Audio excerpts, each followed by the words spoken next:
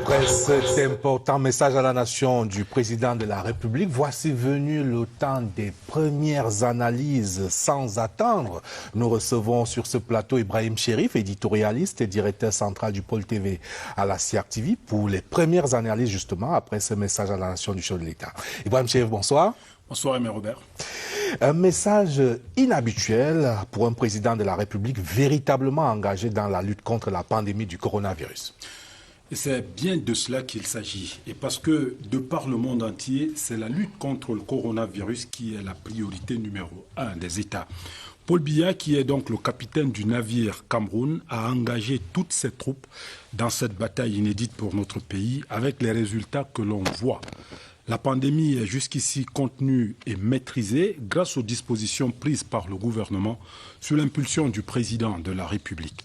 Quand on voit les dégâts causés par le coronavirus dans certains pays et lorsqu'on se rappelle les annonces de catastrophes promises aux pays africains, on ne peut que saluer ce niveau ou notre niveau de résilience face à la pandémie.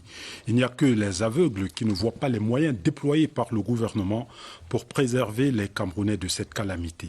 Nous n'entrerons pas dans le détail des milliards de francs CFA déjà dépensés pour assurer la prise en charge gratuite des patients victimes du coronavirus. Nous n'entrerons pas dans les détails des autres dépenses liées à la situation particulière actuelle. Par exemple, des milliers de Camerounais ont bénéficié de l'aide gouvernementale qui a permis leur retour au pays parce que coincés et bloqués à l'étranger pour cause de fermeture d'espaces aériens nationaux de par le monde. Ceci n'est qu'un exemple parmi tant d'autres actions du gouvernement. À la vérité, face à la pandémie, le président de la République a choisi d'agir concrètement pour sauver des vies, préserver l'économie et maintenir nos grandes options de développement. Agir plus que parler, et tout au long de ce message présidentiel, Aimé Robert, nous voyons le détail des actions ainsi que leurs premières retombées. Cela ne devrait pas surprendre les Camerounais. Le chef de l'État, en réalité, est plus homme d'action que professionnel de la parlotte. Passez-moi l'expression. Ce chef d'État, le chef de l'État invite par ailleurs le gouvernement à être plus ingénieux et inventif, notamment dans la gestion de notre économie pendant cette pandémie du coronavirus. C'est une interpellation forte. Absolument, Aimé Robert. C'est que le Cameroun n'a pas de choix. Les autres pays du monde aussi, parce que ce que nous vivons depuis quelques mois est inédit. Sur le plan économique, le monde entier est impacté, les places boursières vont mal, les matières premières voient leur cours chuter brutalement. Prenons par exemple le pétrole, dont nous sommes un producteur moyen, on va le dire. Notre pétrole, prévu pour être vendu à 54 $ le baril cette année, se retrouve sur le marché avec une valeur de 25 $ le baril, et même cela pourrait aller à moins de 20 $ le baril. Le cacao, le café, le coton et bien d'autres produits sont dans la même situation. Alors, imaginez un gouvernement qui devra travailler avec un budget dont les prévisions sont quasiment toutes revues à la baisse. Le réalisme, effectivement, commande que les gouvernants fassent preuve d'ingéniosité et d'inventivité pour trouver la ressource là où elle se trouve. C'est le sens qu'il faut donner à cet appel du chef de l'État. L'objectif étant qu'au sortir de la crise sanitaire, notre économie soit le moins impactée possible. Les premières actions gouvernementales dans ce sens donnent à espérer que l'appel du chef de l'État sera effectivement entendu par ses collaborateurs. Ibrahim Chérif, et si on parlait maintenant des bons points distribués par le chef de l'État, le président de la République salue le courage du corps médical, il apprécie aussi le travail du gouvernement conduit par Joseph John Gauthier. Alors, vous dites courage, le président de la République dit extrême courage du corps médical camerounais qui n'a pas hésité à prendre le taureau par les cornes. Nous les voyons, les médecins, les infirmiers, les hygiénistes et autres se dévouer quotidiennement, de jour comme de nuit, pour sauver les personnes infectées par le coronavirus. En même temps qu'ils ne négligent pas les malades touchés par d'autres pathologies. Sous d'autres cieux, ils sont applaudis, Aimé Robert. Ici au Cameroun, à la suite du chef de l'État, nous, citoyens, malades d'aujourd'hui ou de demain, devrions au moins avoir de la considération pour ces hommes et femmes habillés en blouse blanche qui, avec l'aide du Très-Haut, sauvent des vies au quotidien. Bon point également pour le gouvernement qui est au front, malgré tout ce qu'on en dit sur les réseaux sociaux notamment. Comme le dit le président de la République, le gouvernement fait le maximum possible pour nous sortir de cette grave crise sanitaire. Sous l'impulsion du chef de l'État, il ne faut pas l'oublier, le Cameroun a un régime politique présidentiel et le chef de l'État est la clé de voûte des institutions de la République. Cela aussi, il ne faut pas le perdre de vue. Enfin, Ibrahim Chérif, il y a cet appel à l'union sacrée lancé par le chef de l'État. C'est un impératif. Oui, il s'agit effectivement d'un impératif, Aimé Robert. Sinon, la lutte contre la pandémie du coronavirus sera très difficile, pour ne pas dire impossible. Il ne s'agit pas ici de combat politique ou de positionnement politique des divers acteurs. Il s'agit de sauver la vie des Camerounais. Il faut le dire, ceux qui meurent des suites du coronavirus aujourd'hui sont issus de toutes les obédiences religieuses et politiques, de toutes les chapelles politiques. Les morts sont tout autant du RDPC, du MRC, du SDF, de l'UNDP et autres partis politiques, et même de la société civile. Les décédés sont tout simplement des Camerounais. Les malades sont tout simplement des Camerounais. L'union sacrée consiste par exemple à faire ces donations à travers le Fonds spécial de solidarité nationale lancé par le chef de l'État au nom de tous les Camerounais. L'union sacrée, c'est éviter d'exploiter le désarroi actuel des Camerounais pour quelque positionnement politique ou politicien que ce soit. L'union sacrée, enfin, c'est un engagement de tous les Camerounais dans le respect des mesures barrières. Je me protège, je protège mon prochain, c'est la voie à suivre. Et le chef de l'État, en bon père de famille, en père de la nation, nous invite à cela. Protégeons notre vie, protégeons la vie des autres. Et en cette veille de fête nationale, fête de l'unité, il est de bon ton, Aimé Robert, de le rappeler. Merci. Je vous en prie. Now joining me in the studio here after that presidential address to the nation on the eve of the celebration of the 48th edition of the National Day of Cameroon is CRTV's editorialist and technical advisor to the Director General, George Ewane. Good evening, George. Good evening, Ben. Thanks for having me on the set. Now, we've just listened to the President of the Republic spoken. We've listened to him speak to Cameroonians in a speech entirely devoted to the fight against the COVID-19 pandemic. What are your initial reactions?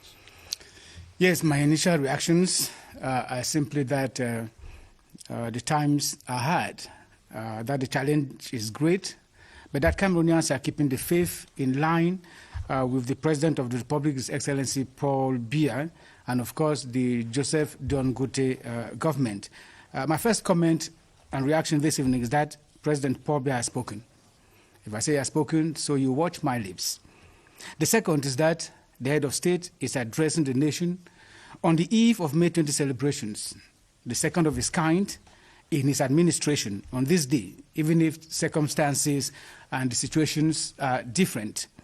This is exceptional, as it was exceptional when he addressed the nation on the 10th of September 2019, when he was convening the major national dialogue.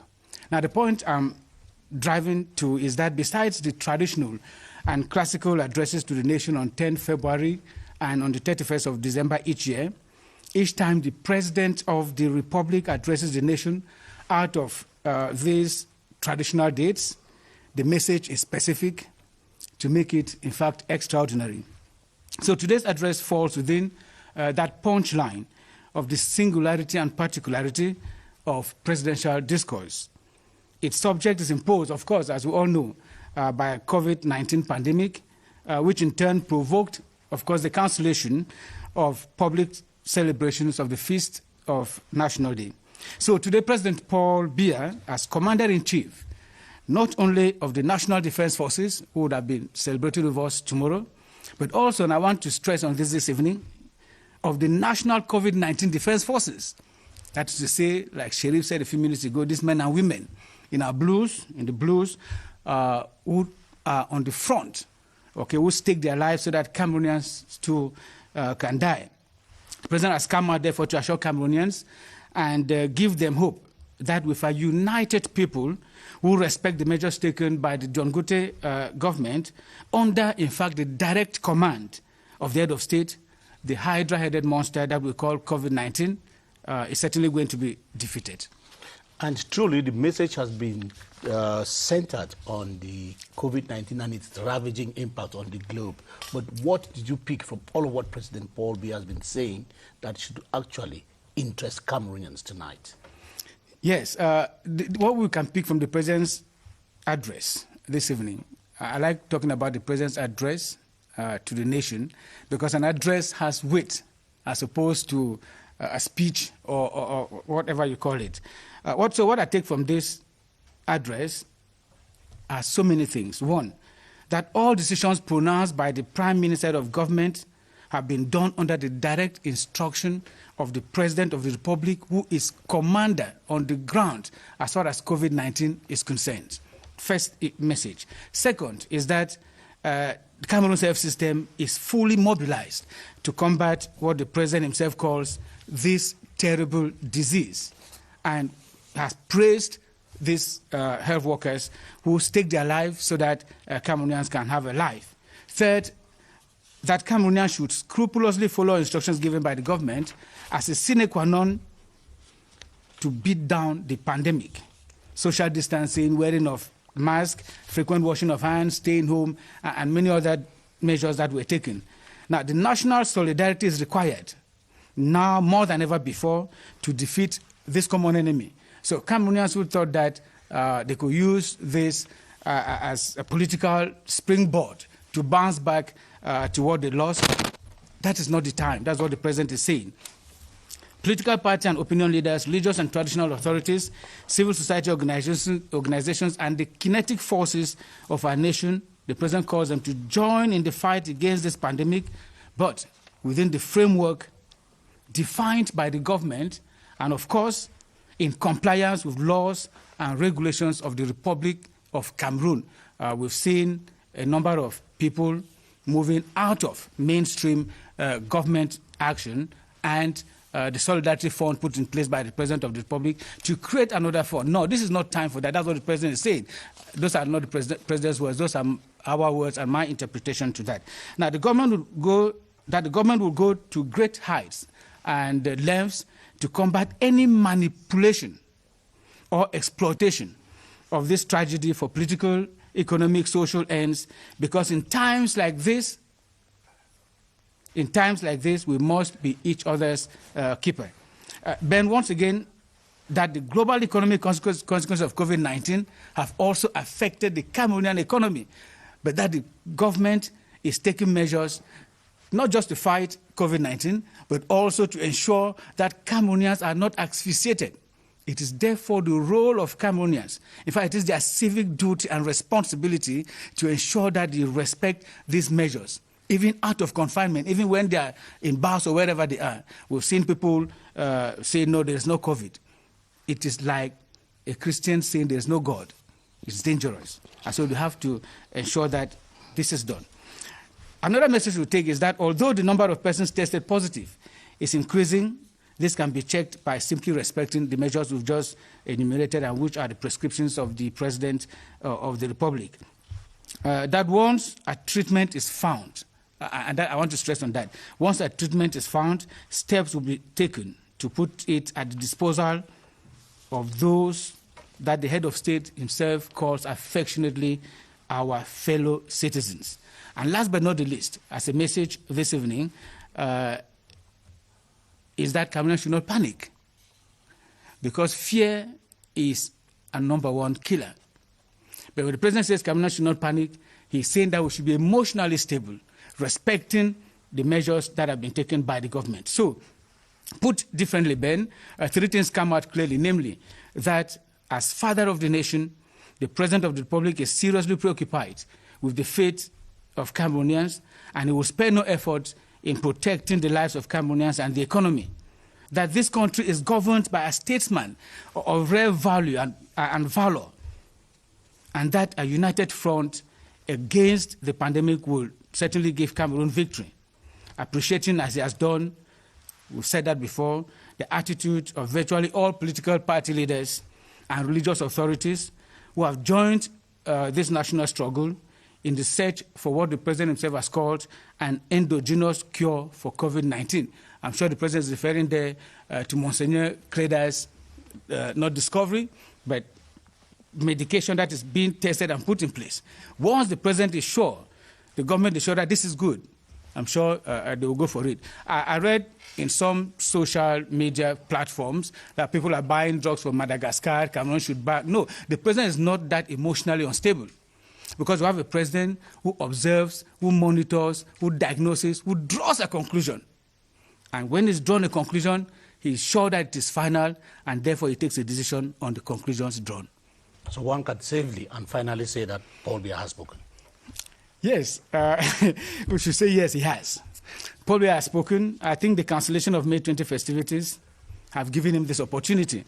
The strength of May 20 celebrations, the symbol of this particular day, which is a symbol of the unity of the sons and daughters of Cameroon. It's a political symbol, but also a social reuniting force, 20th May by itself. So even if all Cameroonians know why 20th May celebrations have been cancelled, at least the festive part of it, I think it was a duty of the President of the Republic to explain to Cameroonians, give them assurance why this is happening. And he has done that this evening.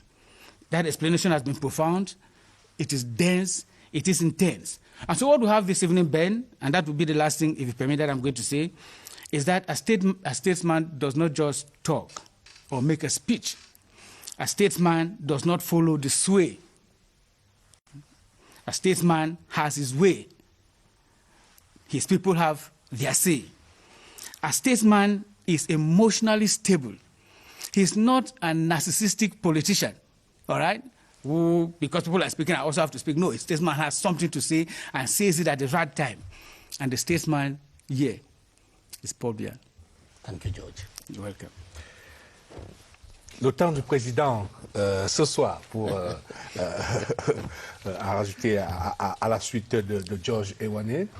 Messieurs, merci d'être venus nous apporter à chaud ces premières lectures de cet important message à la nation du chef de l'État. Et entre autres choses que nous avons retenues ce soir, Ibrahim Chérif est abondamment revenu là-dessus, c'est ces félicitations du chef de l'État au corps médical. D'un instant à l'autre, nous allons mettre le cap sur le centre d'opération des urgences. Alors, on me fait signe qu'on ne les aura pas. Donc, messieurs, nous sommes en direct. Je vais vous remercier d'être venus, Ibrahim Chérif. On vous dit bonne continuation. Thank you very much.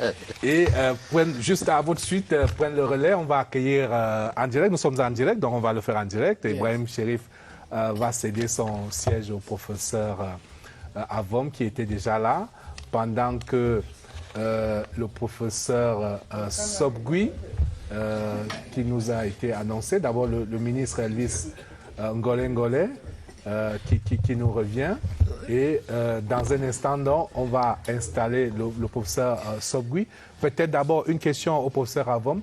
Le temps qu'on installe le professeur Sobgui, une question au professeur Avom sur les conséquences économiques qui étaient déjà patentes aux yeux de tous. Et pour la première fois, le président de la République le reconnaît. En amorce, on avait déjà le ministre des Finances qui a annoncé des pertes de 800 milliards au moins, qui a annoncé un correctif budgétaire.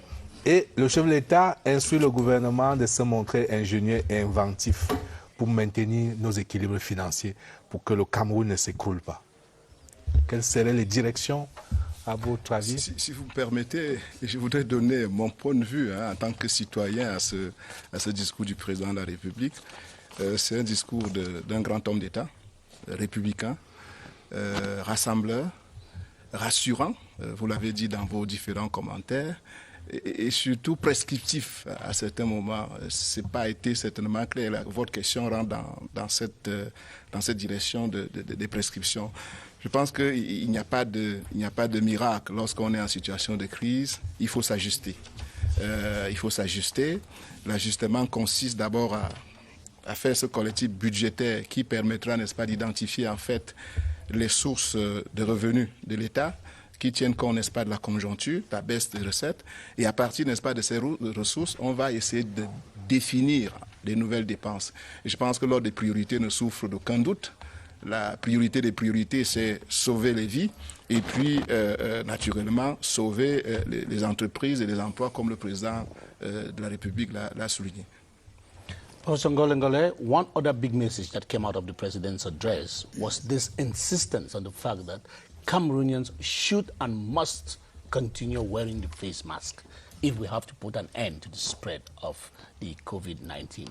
What was your reading of that? Yes, that is the message of a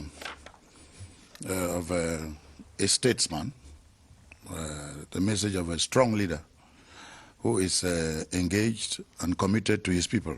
The president cares about, as head of state and father of the nation, the president cares about the health, the survival of the people of Cameroon, all the people of Cameroon. And he has shown that today with the strong leadership that he has demonstrated and exhibited. But if you, with your permission, the president did not only show this strong leadership, he didn't only show that he cared about the lives of Cameroonians. As your editorialist said earlier, the president also showed that even though he is a strong leader who cares and is committed to the life and the survival of his people, he also is grateful to his people. The president has shown in this address or this message a high sense of the gratitude of a great statesman, a great leader. To be grateful to health workers, you know, doctors and nurses and others, to be grateful to each and everyone who has done something, has contributed something towards finding a solution and helping the situation. In other words, the president has been so statesmanlike, so Republican, that there is no iota of partisanship in this speech. He has, in fact, appreciated everybody. There is also the element of humanism that has come out of this, this message, because you can see the great statesman that he is, and as appreciative and grateful as he is to all those who have contributed to a solution, the president has also shown his humanism by expressing his condolences to those who have lost their families and encourage those who are still sick to have a quick recovery. That is the humanist, the president that I know, that he is, and I'm sure you know, and all of us know.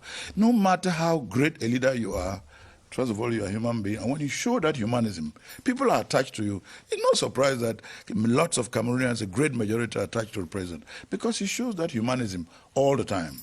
And also, what I've seen in this speech is that the president has shown great pedagogy, great inspiration. You know, the president is always inspiring when you listen to him. He's told us that we shouldn't panic. He's told us that we shouldn't listen to the false fake news of social networks. He's told us that we should be careful with all those who try to use the situation for commercial or economic whatever purposes. That is the pedagogue that he is. That's the inspiration he is. And lastly, the president has shown, he has ended on a note of optimism. The president is an optimist. By everyone who knows him, who has read about him, he's optimistic. He believes that we shall overcome. We shall conquer as a nation, as long as we remain in solidarity and as one. And he has called upon us as a Republican leader to remain one, because as one, we shall overcome, especially at the moment we are celebrating 48 years of our national unity. Un message à la nation du chef de l'État donc entièrement consacré à la grande pandémie de l'heure qui a quasiment mis toutes les nations du monde à genoux, même si donc on doit saluer la résilience du Cameroun et d'autres pays. Nous avons à présent le plaisir d'accueillir le professeur Sobgui. Vous êtes en première ligne pour sauver des vies dans le cadre de ce combat à mort contre le Covid-19. Et dans un certain pays, on voit des rituels comme l'applaudissement à 20h de tout le pays qui applaudit et qui chante pour le personnel médical. En attendant que nous inventions notre rituel à nous au Cameroun pour encourager le personnel médical, vous avez déjà les félicitations du chef de l'État qui salue votre extrême courage et qui reconnaît que vous faites le maximum pour soigner les personnes infectées avec les moyens qui sont les nôtres. C'est un euphémisme, une figure de style que le président Paul Biya utilise pour dire que ce n'est pas toujours des conditions optimales. Alors, première réaction à ces hautes félicitations qui viennent du chef de l'État. C'est un encouragement qui est absolument nécessaire à cette phase de la bataille. Les troupes de la santé ont clairement besoin d'être encouragés par le peuple tout entier, par la nation tout entière, et les félicitations, les encouragements du premier des Camerounais, du chef de l'État, en cette soirée veille de la fête nationale, c'est quelque chose d'extrêmement important, d'autant plus que dans cette bataille, le corps de la santé a perdu déjà des soldats. Nous en sommes à plus de 100 personnels de santé infectés. Nous en sommes maintenant à bientôt, on ne le souhaite pas à bientôt, mais en tout cas près d'une dizaine de personnes décédées.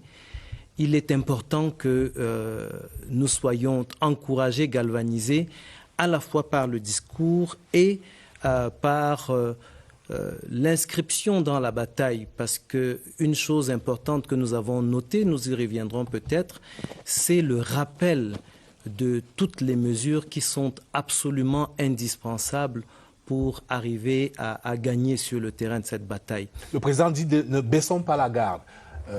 Il est l'homme le mieux informé de ces pays, on l'a dit sur d'autres plateaux. Il sait certainement que ces derniers jours, il y a eu des confusions, des flottements qui ont fait que la courbe qui semblait se stabiliser est repartie à la hausse. Et le moment est plus que venu jamais. Le moment est venu de se remobiliser, de ne pas baisser la garde et absolument de respecter toutes ces prescriptions. Effectivement, le 2 mai de cette année, nous étions à 2000 cas confirmés. Et à peine 2 semaines plus tard, nous passons le cap fatidique des 3000 personnes infectées. C'est rapide. Et en termes de nombre de décès, ce même 2 mai-là, on annonçait 61 cas de décès confirmés. Et 2 semaines plus tard, on avait quasiment passé le cap des 150. C'est beaucoup. Effectivement, en 2 semaines, c'est une augmentation suffisamment importante pour que la sonnette d'alarme soit tirée, pour que l'on ne relâche pas, pour que la discipline revienne véritablement à l'ordre du jour. C'est pour cela que nous nous réjouissons de l'insistance sur les gestes barrières, de l'insistance sur le port obligatoire du masque, de l'insistance sur l'investissement dans le système de santé. Parce que si nous avons bien compris, il a clairement dit que c'était également une occasion de renforcer les structures de santé et ça, nous l'accueillons également plutôt chaleureusement, le fait que le système de santé doit être renforcé. Je voudrais parler là, pas seulement des grandes villes, puisque pour le moment, en tout cas au début de l'épidémie, c'était essentiellement les grandes villes, mais aussi du reste du pays. Parce on voit par exemple qu'un département comme le Noun est très très affecté. Voilà. Et quand on sait que le district de santé est le fer de lance de la bataille à tous les niveaux, et particulièrement en contexte d'épidémie, effectivement, la convocation de toutes ces structures décentralisées de lutte contre la maladie. Une dernière question pour vous avant de faire le dernier tour de table, parce que Mazma, il nous reste à peine 5 ou 6 minutes. Vous avez décliné les chiffres tout à l'heure, on est passé quasiment de 2000 à 3000, donc 1000 cas en près de 2 semaines. Ça a une conséquence, c'est la surcharge sur les centres de prise en charge, qui sont parfois donc en surcharge, qui ne peuvent donc pas absorber tous ces cas qui pourraient nécessiter des cas d'hospitalisation. Alors le public scrute et attend impatiemment de voir l'ouverture des centres spécialisés créés, notamment au stade militaire, à Exorca, au stade Mbapelepe et au stade Rundeadja à Garoua, pour ne citer que ces cas. À quand concrètement l'ouverture de ces cadres, de ces centres, pour créer un appel d'air, pour pouvoir interner les cas nécessités? Nous y sommes quasiment. Dans le cadre de Yaoundé en particulier, le stade militaire et l'ancien Orca sont des annexes de l'hôpital central de Yaoundé et le directeur de l'hôpital central de Yaoundé y a déjà affecté du personnel. La capacitation est en cours pour que dès vendredi, les premiers patients puissent être, déjà le galop d'essai puisse être fait dès vendredi avec les premiers patients. Mais en tout cas, les autorités qui en ont... dont c'est la charge, annonceront très officiellement le jour exact d'ouverture, mais le corps médical est prêt. Il y a une grande demande. Le corps médical. Alors, à Douala, le mouvement sera le même. L'ouverture ne va pas tarder parce que les structures de santé doivent continuer de fonctionner. Les structures de santé doivent continuer de prendre en charge les autres pathologies. Il l'a dit. Et nous, les autres maladies ne sont pas confinées par le coronavirus. Donc, il faut pouvoir continuer les services de vaccination, les services à la mère et à l'enfant, les services aux autres maladies chroniques, diabète, hypertension, etc. Donc, ces structures serviront à ce que les hôpitaux puissent continuer de fonctionner. C'est l'occasion, si vous permettez, de saisir ce plateau pour dire aux populations de continuer de solliciter les soins de santé parce qu'ils sont toujours offerts aux mêmes standards et de façon sécurisée, c'est-à-dire que les parcours de soins des personnes vivant avec le coronavirus sont bien balisés pour permettre une prise en charge sécurisée des autres pathologies. Une question à chacun des autres invités pour conclure, Ben. Yes, I wanted to go back to Professor Sabwe. He's spoken something about it, but I wanted it to be very clear that the fight, the concentration on the COVID-19, can it not cause the entire medical corps to neglect the other killer pathologies that are equally as ravaging, even more than the COVID-19? The whole health personnel of Cameroon are very aware that we are facing a major health crisis, as it has been emphasized this evening. But also, they know that they have to take care of the entire health of the population. And we are not dealing only with diseases. We are dealing with individuals. We are dealing with the population. And be it COVID-19, a person with COVID-19 might as well suffer from hypertension or suffer from another disease, and we should be able to take care of all this. And on top of that, there's an important point. At the emergency department, though everyone should be considered as a possible case of COVID-19, the healthcare personnel are now improving to make sure that they take care of all cases, be it COVID-19 or something else. And these encouragements are really the opportunity for us also to show what we are able to do. Alors vraiment pour conclure en un mot, puisque le chef de plateau me fait des grands signes, parce que juste après nous il y a un grand rendez-vous médiatique, pour conclure, professeur Avom, sur les perspectives économiques, on ne doit pas paniquer là aussi, malgré les perspectives. Oui, nous ne devons pas paniquer. Ce que j'ai pu retenir dans le discours du président, c'est la possibilité, n'est-ce pas, de refonder même le modèle économique, puisqu'il a dit que nos programmes devraient pouvoir être revus pour pouvoir prendre en considération cette situation du Covid, notamment les programmes d'émergence, parce que c'est quand même une situation tout à fait particulière. Donc, la reprise économique, elle va être lente, ça c'est sûr, parce que nous commençons à voir le déconfinement en Europe. Nous espérons que ce déconfinement va progresser et que les recherches aussi continuent pour pouvoir trouver un médicament. Ce qui est extraordinaire aussi, c'est le fait que, contrairement à d'autres pays où vous avez suivi que ça fait toute une polémique, alors qu'on n'avait pas encore trouvé le vaccin, on commençait à se poser la question de la disponibilité, n'est-ce pas, de ce vaccin. Mais le président de la République a pris un engagement que dès que ce médicament sera disponible, il va échapper un peu aux lois du marché. Ce sera un prix social qui permettra à tous les Camerounais de pouvoir être vaccinés s'il s'agit d'un vaccin. Absolument, absolument. Et pour conclure, pas de politique politicienne sur le coronavirus, union sacrée contre cette ennemi. If there's one thread that runs throughout the address of this evening by the head of state, it is that unity has value. We must all, and it is a virtue, we must all be united in the face of the COVID-19.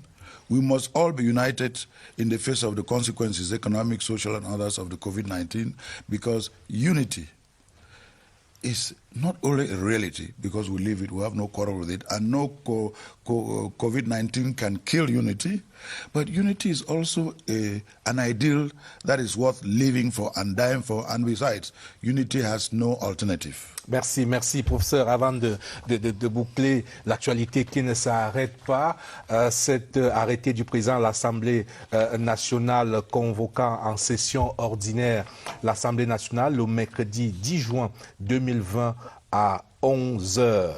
Et à la suite de cet arrêté convoquant l'Assemblée nationale pour la session ordinaire donc, du mois de juin, le mercredi 10 juin à 11h, il y a cet autre arrêté du président de l'Assemblée nationale portant convocation du Parlement en congrès. Article 1er, le Parlement est convoqué en congrès le vendredi 12 juin 2020 à 11h au Palais des Congrès de Yaoundé, à l'effet de recevoir le serment de M. Owona Joseph, nommé membre du Conseil constitutionnel par décret du 15 avril 2020. Yes, that is how we are going to conclude this special broadcast with this note from the National Assembly.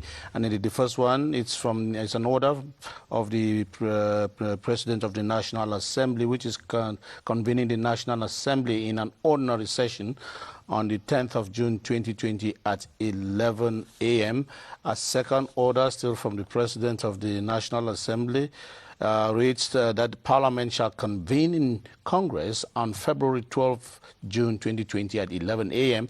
at the Yaoundé Conference Center to receive the oath of Mr. Owona Joseph, appointed member of the Constitutional Council by decree numbers 2020-194 of the 15th of April 2020 by the President of the Republic. And all of those orders are signed by the Speaker of the National Assembly, Kavai Yege Jibril. And that's how we conclude this edition. Oui, non, ça rappelait un rendez-vous juste après cette édition spéciale, la veillée sur l'unité, une émission spéciale que je vous conseille vivement juste après le générique de fin de cette édition spéciale, une veillée sur l'unité que présente Charles Ndongo sur la CIAC TV. Thank you all for coming and good night. Thank you.